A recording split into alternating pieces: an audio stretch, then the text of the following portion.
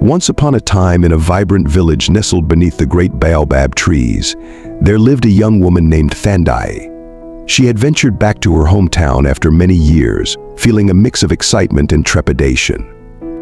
It was time to reconnect with her brother Sipho, whom she hadn't seen in ages.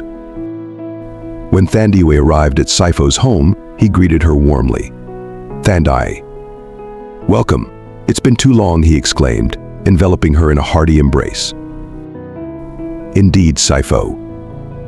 I've missed you so much," she replied, her heart swelling with joy. "Tell me about your new friend, the one you live with." "Ah, Lunga. He's a wonderful man.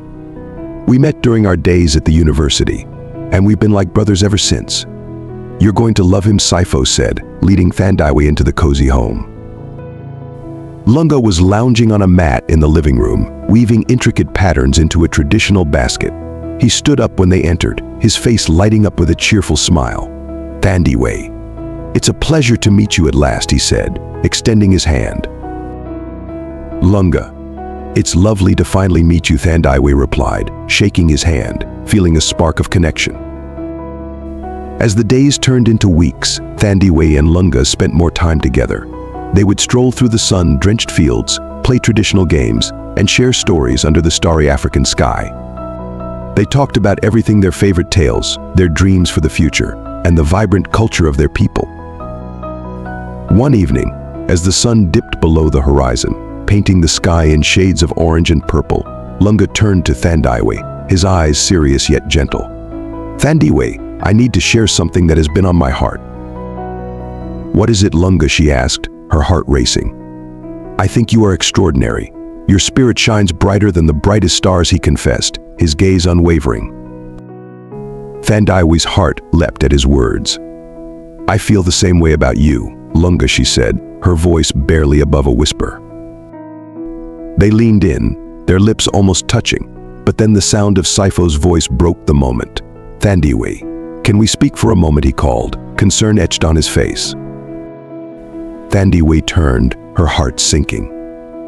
"Of course, Sipho, something weighs heavily on my mind," Sipho began as they walked toward the edge of the village, the tall grass swaying gently in the evening breeze. "I worry about you and Lunga." "Why, Sipho?" "We care for each other deeply," Thandiwe replied, confusion clouding her thoughts. "I value our bond as siblings.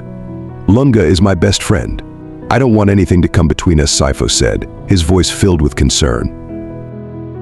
"But we have real feelings for each other, Sipho.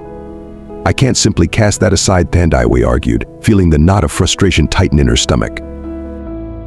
"I understand, but please, just take a moment to think about what you truly want," he said, placing a comforting hand on her shoulder. Days passed, and as summer began to fade, Thandiwe found herself caught in a whirlwind of emotions. Should she pursue her feelings for Lunga at the risk of her brother's friendship, or should she distance herself from Lunga to maintain peace? On the final day of her visit, Thandiwe and Lunga wandered beneath the grand baobab trees, their branches whispering secrets of the past.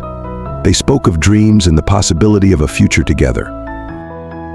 "I want to be with you, Thandiwe. You fill my life with joy," Lunga said, his eyes reflecting the warmth of the sunset. "And I want to be with you too, Lunga, but the path ahead feels unclear," Thandiwe replied, tears glistening in her eyes. As they embraced, both felt the weight of their decision pressing upon them.